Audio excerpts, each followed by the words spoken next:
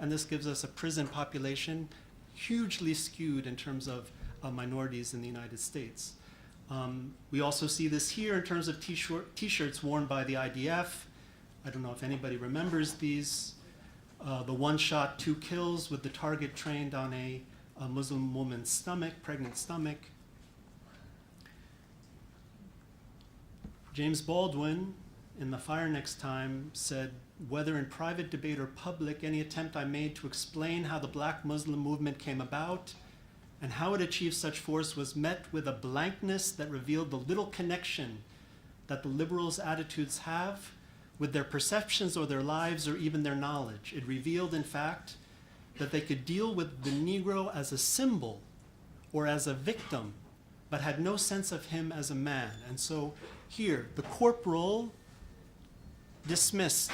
We're looking at the shadow of the individual packaged and reduced as we are discussing.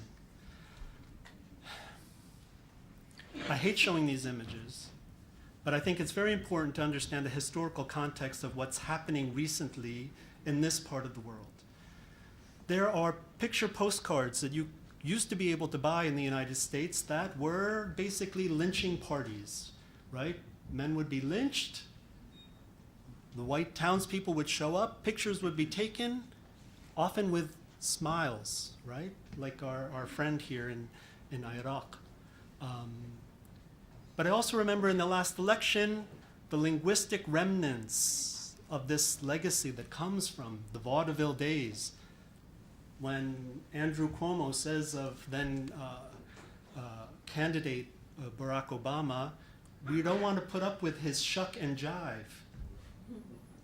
Right? Shuck and jive. These terms come, for those of you who don't understand, to shuck is to take a piece of corn and to pull the leaves off, right? So jive is a kind of dance step.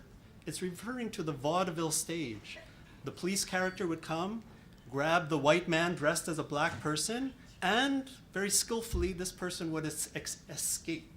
So it means to be able to be fleet with one's words, to be able to dance one way out of a situation. And this was a Democrat talking about another Democrat. And so this brings up the smiling foxes, and the Malcolm X referred to the liberal Democrats as smiling foxes.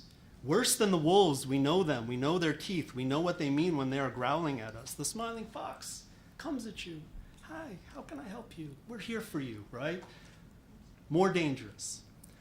It was a Republican state senator in the South who referred to Obama as uppity. Those of us who grew up with American English, we know the only word that follows uppity in the American language. I will not use it, but we know what it is. So when he says he's uppity, this phrase continues. He was also told to know his role, which, again, when we're talking role in terms of acting, the point here, these are not aberrations, but logical conclusions of the culture. There's no getting past this era. It is tied inherently to economics and politics, right? We're talking capitalism, neoliberalism. And again, this follows through in our education in the academy. Much in the way of theory is non-agentive, meaning it does not provide for any revolutionary praxis. It's about discussing a problem. And so the question then becomes, what do we do? Here I have a quote from Hamid Dabashi. "One possibility has always remained open, a reconstitution of cultural character and agency from a range of poetic and aesthetic possibilities, where the notion of the beautiful is violently wrested out of the banal, the sublime forcefully out of the ridiculous, agency defiantly out of servitude, subjection combatively out of humiliation." And I'm taken by the words that he has chosen to use: violence, force, defiance, and combat, right? It's not going to come easy is basically what he's saying. So how do we create a non-reducible image? 3 photos here. One, if anybody remembers Howard Dean from the 2004 presidential elections, when he came to New York to do to give a kind of speech at Bryant Park. he had some graffiti artists, this is the work of KEO, come in and do this big banner behind him, right? Kind of street cred. I'm coming to New York, I need the graffiti to show me where I am. As soon as he was finished with this presentation, New York politicians started going after him. This is urban blight, this is a celebration of the ghetto, this is, and on. Here was a white politician attempting to plumb street culture in a way that backfired against him and likely cost him the ability to run as a candidate for the Democrats. In the middle, we have a book by Sue Coe, a British illustrator. This came out, the art director of this is now the art director of the New Yorker, interestingly enough. And I include this because, as well-intentioned as it might be, similar to Howard Dean, who spoke mostly to white yuppie professionals in New York City, the audience that it needs to reach is not reached. It's designed for a class up here, and people who need to see this don't see it, and so it becomes a kind of entertainment. And then finally, a t-shirt from Futura 2000 featuring Malcolm X in his by any means necessary stance. The Sue Coe book intrigues me because Malcolm X is portrayed as a victim. The bad system coming after him, and he, this kind of person, just dealing with this as it comes at him, as opposed to the revolutionary that we know. Malcolm X said, if you're not careful, the newspapers will have you hating the people who are being oppressed and loving the people who are doing the oppressing. And so we move to a kind of going on the offensive, and this touches back to what we were listening to before. How do we move from a reductive image to an expansive one? Giving importance to the communal over the individual, union over separation. This internal dialogue. I don't need France to recognize what I have to say in terms of Charlie Hebdo. I really don't care what the French government thinks of me or their media, right? Who am I talking to? Why do I beg recognition from people who don't care whether I exist or not, if we think about it, right? Important, too, to avoid identity politics and splinterings of identity, intersectionality, as it's often referred to. Seeking crossovers that undo reductions of racism, sectarianism, and I have a collection of images here, one from Ferguson to Palestine, a Cuban poster from the Revolutionary War saying that union is victory for the Lebanese, Palestinian with his Che shirt, 1977 Zionism is racism shirt, printed by a good friend of mine, Juan Fuentes from California. Malcolm X said, one of the tricks of the West is to use or create images of a person who doesn't go along with their views, and then make sure that this image is distasteful. And then anything that that person has to say is rejected. I have another example here. This is Amadou Bamba from Senegal, from the Sufi Islam tradition there. And what intrigues me about him is it's just taken for granted the anti-colonial nature of the struggle there. And his representation in these painted glass paintings show him in the face of the French colonizer. We also see his face or image rendered in terms of Arabic calligraphy. And then I found this image of Malcolm X rendered in Arabic calligraphy, and I'm trying to track down the artist, but it just struck me as a very interesting parallel. These images are not in reply, they are not reactive or in reaction to, they are not begging for recognition. They make a statement with local, what I call local spiritual value. They're speaking above the heads of the dominant mode, and this is what one of the things that inspires me most about Malcolm X when he's engaging with the media in the United States and an interviewer is talking to him.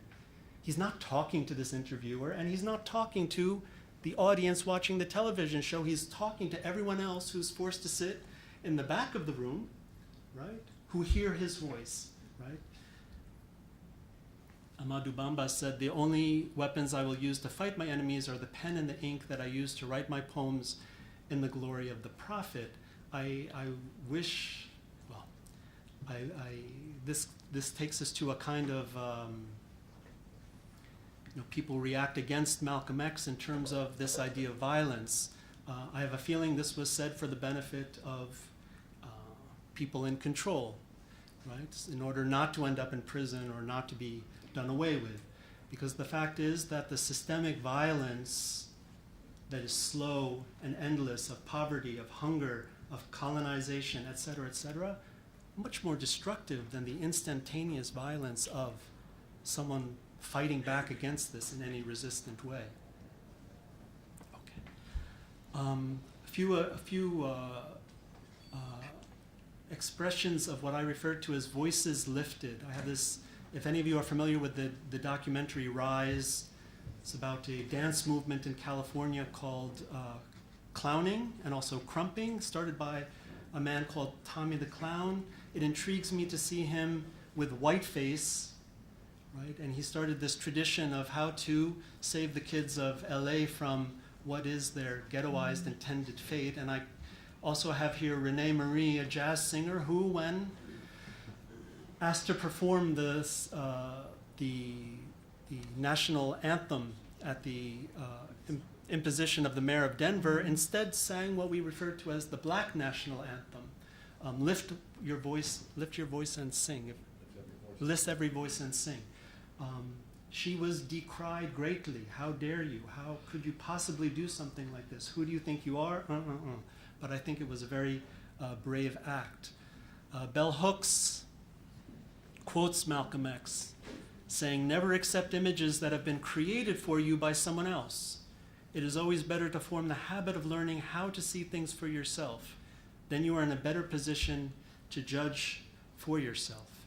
And here, this is where what has been intriguing me in my research here is the everyday imagery that we see. It is not mediated in any spectacular way. I have a mural here from the Burj al-Barajne camp, Handala on the back of a car. I love this picture from Palestine, a Zatar mountain with the Dome of the Rock sitting on top.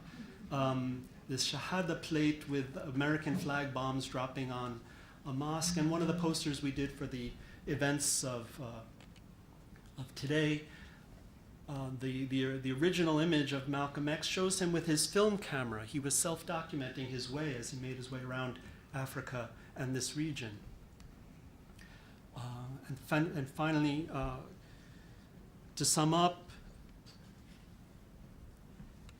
they can destroy the physical body, right? But the spirit lives on. And as much as the physical is attempted to be rendered into shadow, or the two-dimensional, the 3D can disappear, but the spiritual is untouchable. Malcolm's spiritual dimension was left largely unexplored. And this is where I believe there is hope. We're talking about from Ferguson to Gaza. And there's hope here in a kind of unity of effort. Greece and Spain, all of these places, I feel that where there is transcendence, we have the ability to transform. And so leaning in the direction of the spiritual becomes my advice to all of us present here. Thank you for your time.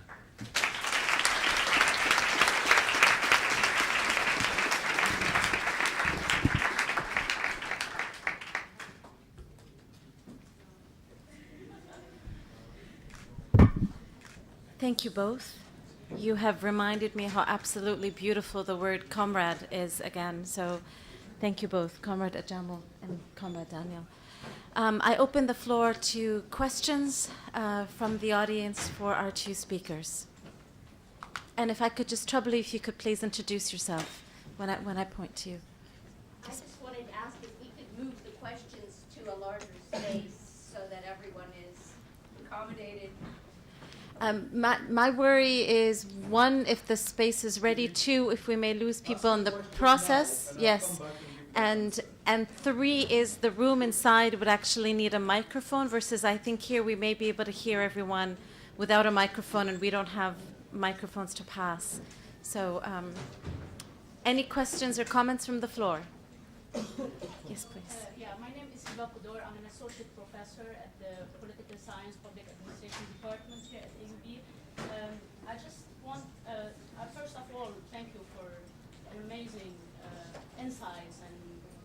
reflection on the life of Malcolm X, and you both have took us through a journey from completely different perspectives, which I really appreciate. I have kind of maybe an inquiry for Dr. Baraka. Could you elaborate a little bit on what we mean by Black internationalism? I'm just fascinated with the ism that we always put to make something kind of like maybe more scientific in a way. So could you please maybe... Could we take another question before we give the floor to Ajamu, if that's okay? Any other question?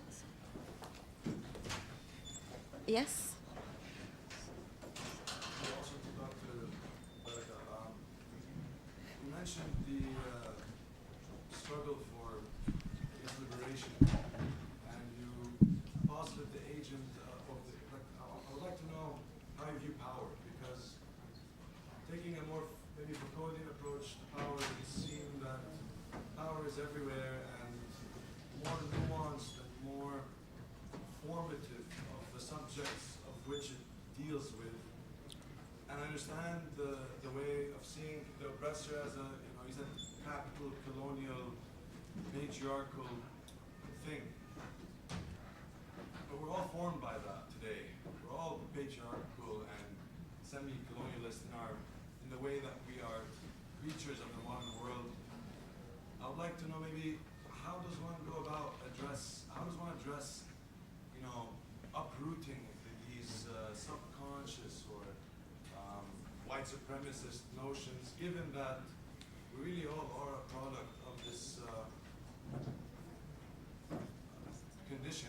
That's my first question. Secondly, to what extent do you think it's fair that to compare injustices like the Palestinian injustice to Ferguson? Yes, we're all under the umbrella of oppression, but this is not. One person's oppression is the same as another. Just because we all feel like we're oppressed doesn't mean that we can therefore draw analogies and compare. Do you feel like these analogies are a bit more dissimilar than they're similar, and what hope does that give for a collective emancipatory project, the humanist project? Thank you.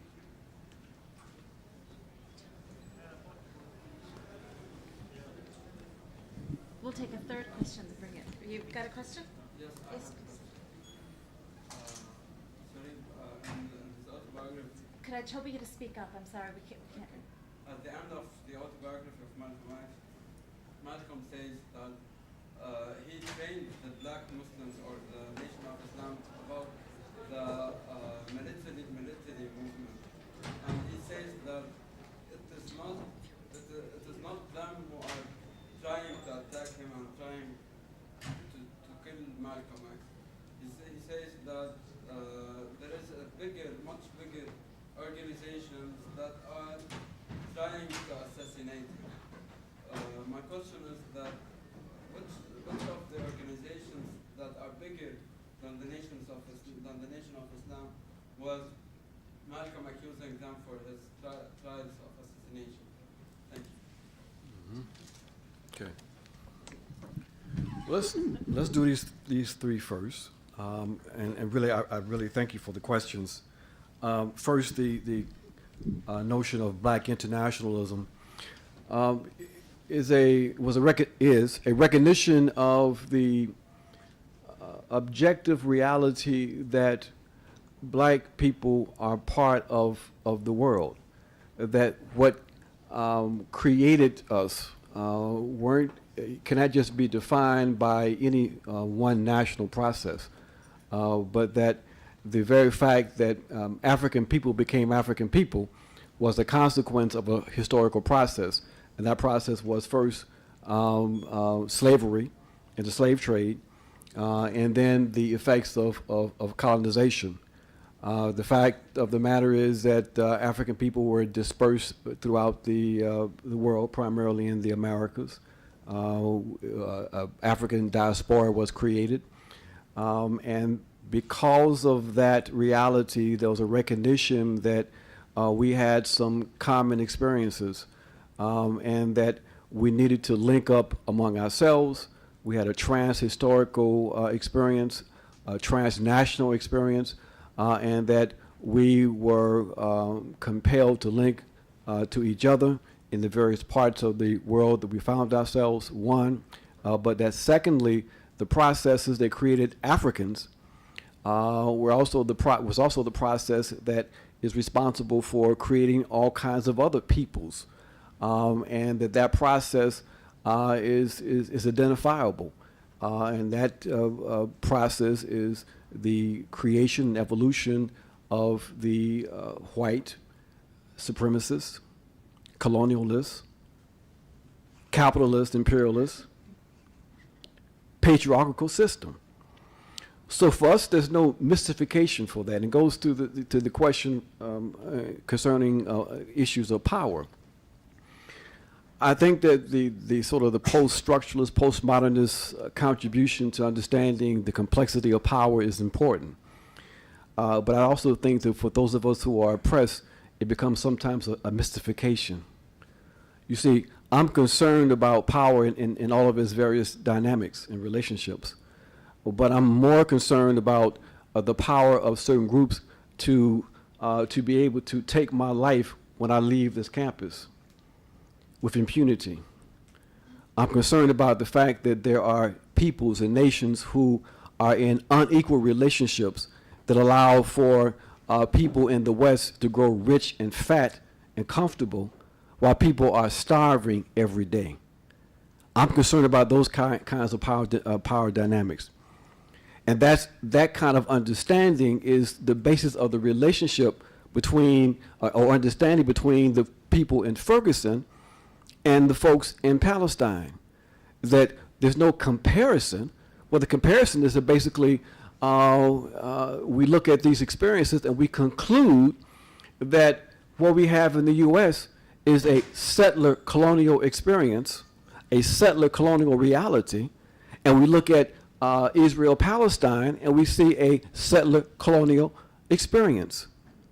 So we see the connection. We see that we have some common enemies, and that if we don't break those fundamental power dynamics, then none of us are going to be free. We won't be in a position to address all of the other oppressive power dynamics we find in contemporary society. So, in other words, one has to simultaneously struggle against all forms of oppression, all unequal power, but that in that process, though, there's still some power dynamics that take precedence.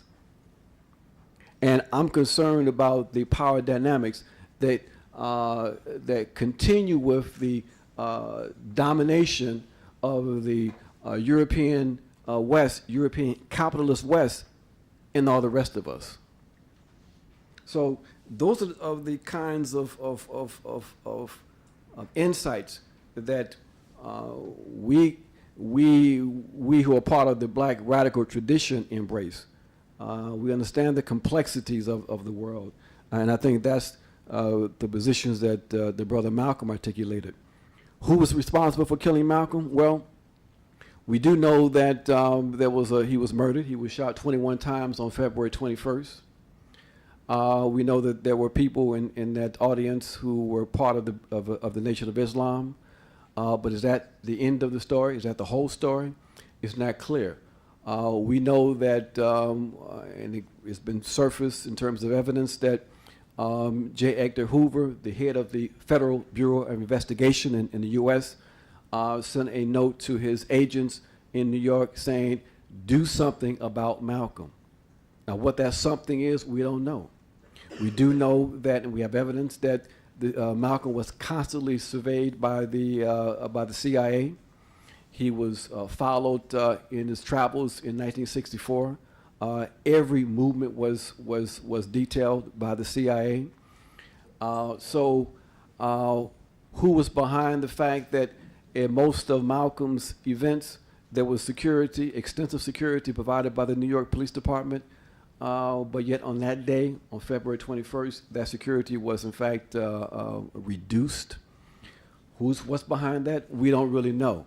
But we do know that Malcolm was murdered, and we do know that the agencies of the U.S. state have a history of being able to creatively rid themselves of opposition.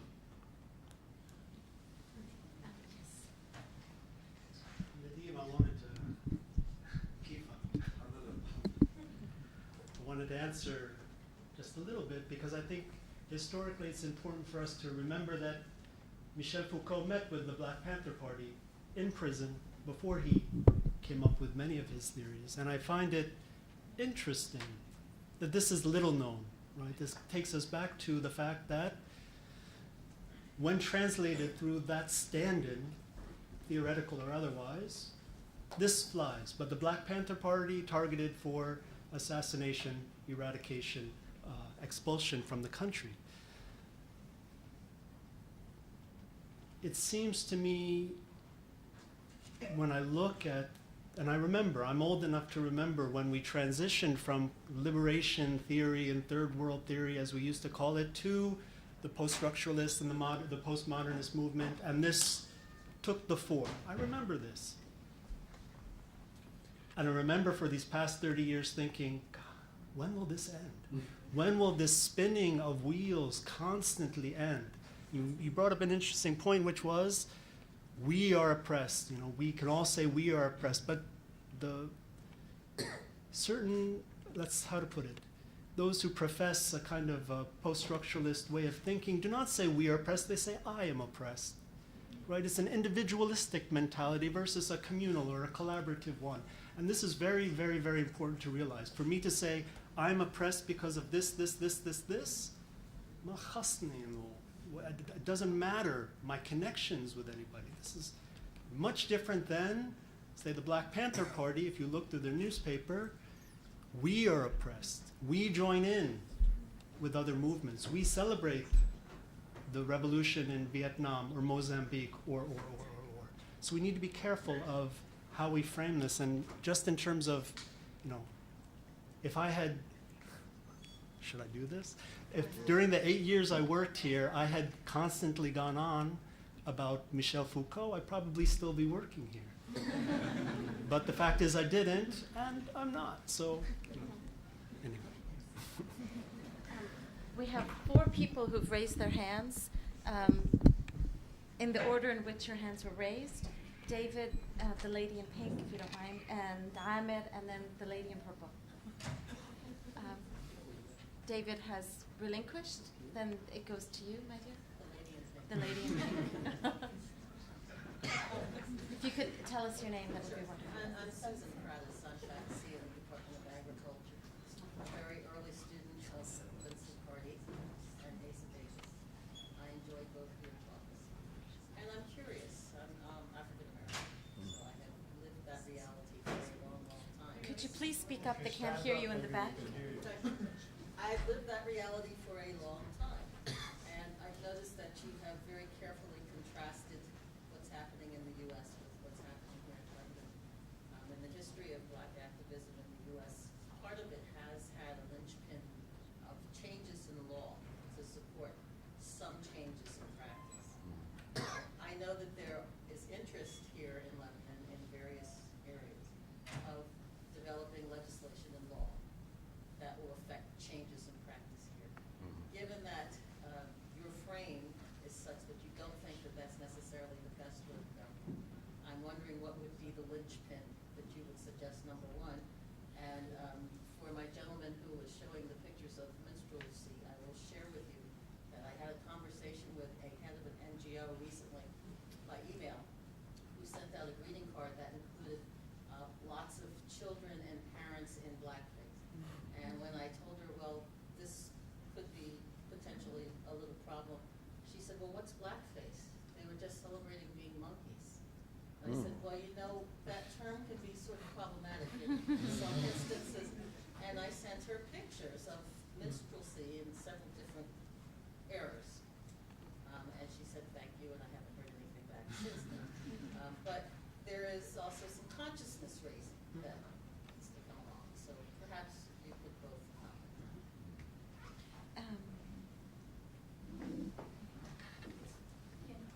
What I want to say is that it'll be quite different to what you said, so I don't know if you want to deal with it separately, but there's 2 things that I want to talk about. Could you please raise your hand, raise your voice, I'm sorry. My first question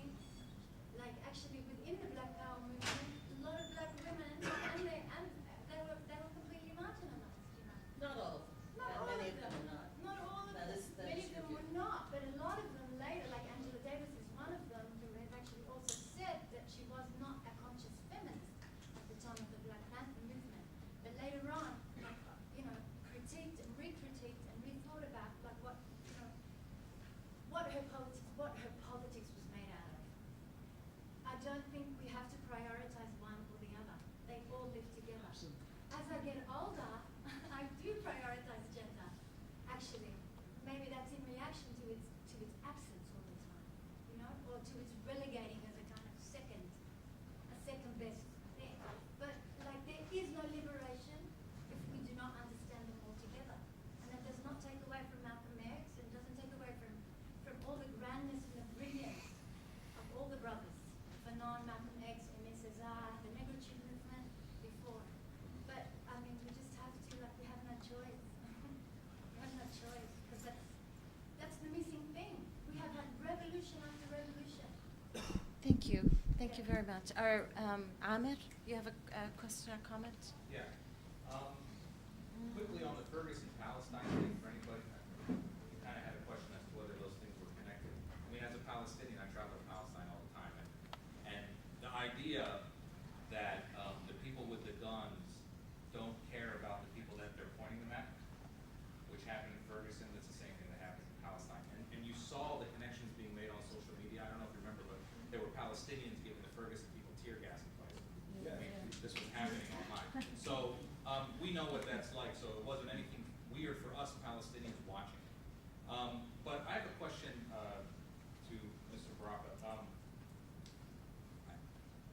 Everything that we talk about here is great, but we Arabs actually have some problems of our own when it comes to anti-black racism and these kinds of things that we need to deal with and look in the mirror about in many Arab countries, including this one.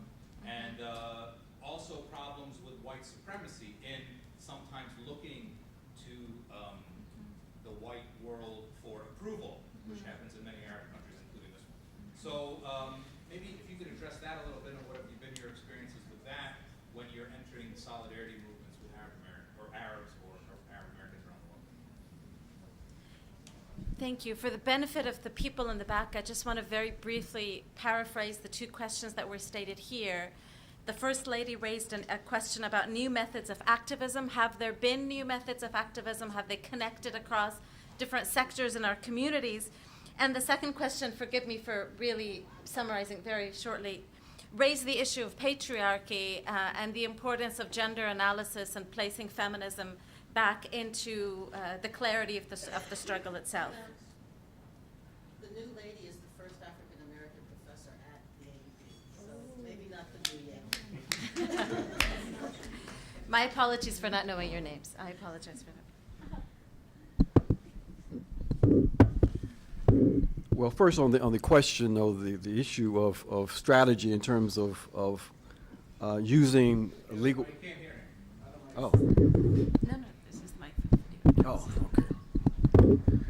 On the issue of using or looking at the question of how law can be used for social change, I'm not opposed to that at all. I think that what we had in the U.S. was something was a multi-pronged strategy.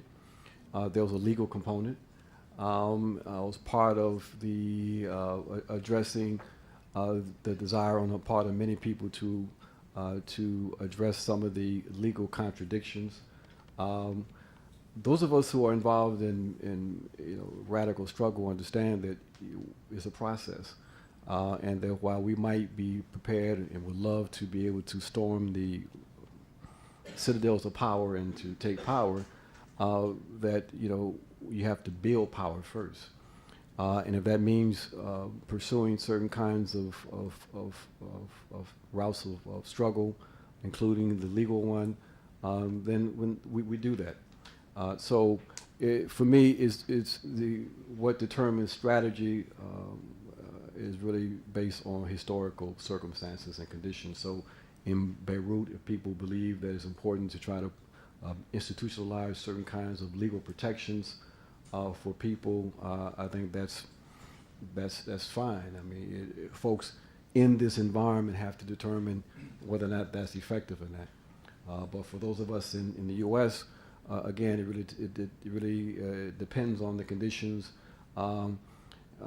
We see that in the U.S. now that the question of legality, the question of democracy is one of which it appears to me that the system is prepared to jettison any real commitment to legalism.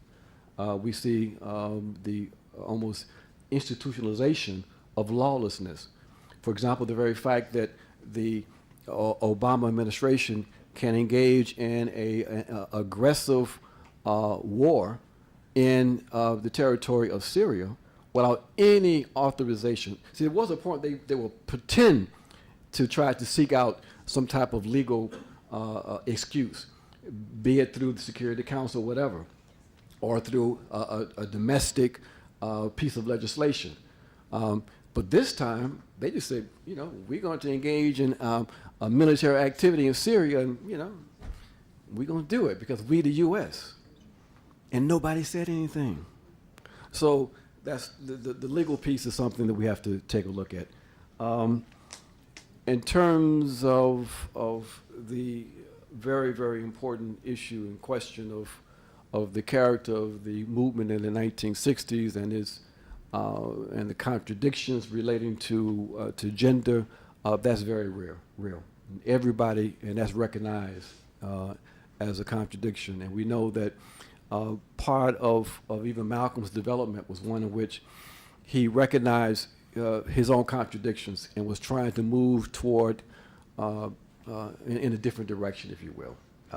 Who knows where he would have ended up being, but I mean, for example, when he came back from his second trip to Africa, he said to his people in the new Organization of African American Unity, his new organization, that he was quite frankly wrong on the question of women, if you will, and that his analysis was that what he saw around the world was when you had a society that was backward, you also had a place where women were consciously, structurally oppressed and held back.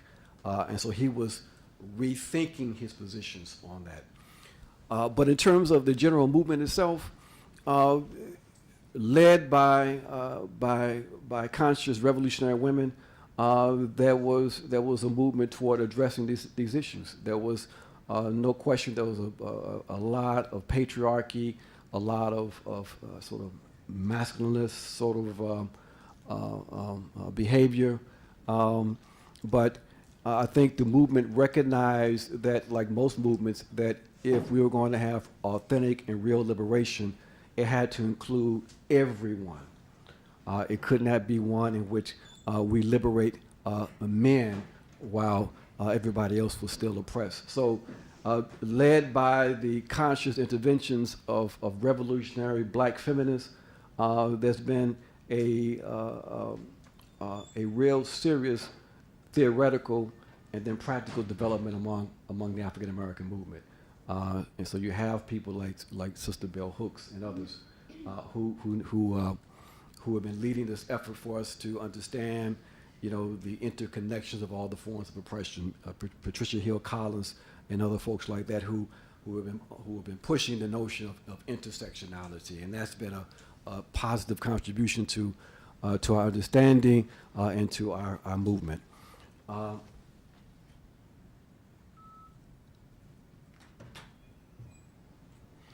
The issue of anti-black racism is something that is real, and we recognize it, and we have to engage and struggle, and we do engage and struggle with our comrades around the world, and here in the Arab world also.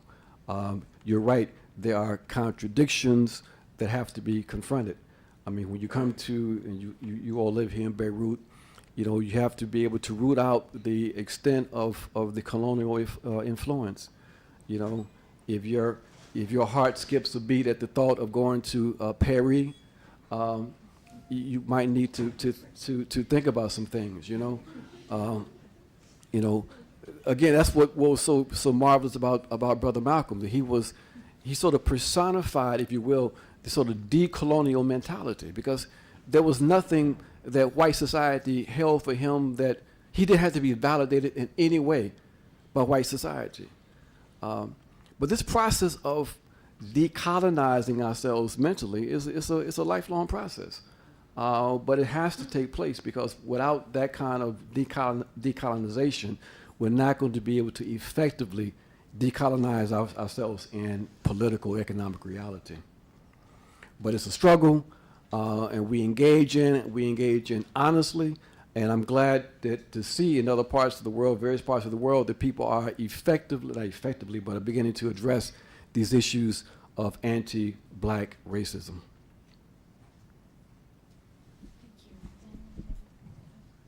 I've been told by our playwright that the play Malcolm X Returns is all set, and they're encouraging us to move to the auditorium. Before you all get up and go, though, if I could encourage you once more just to thank our two guests, particularly for coming.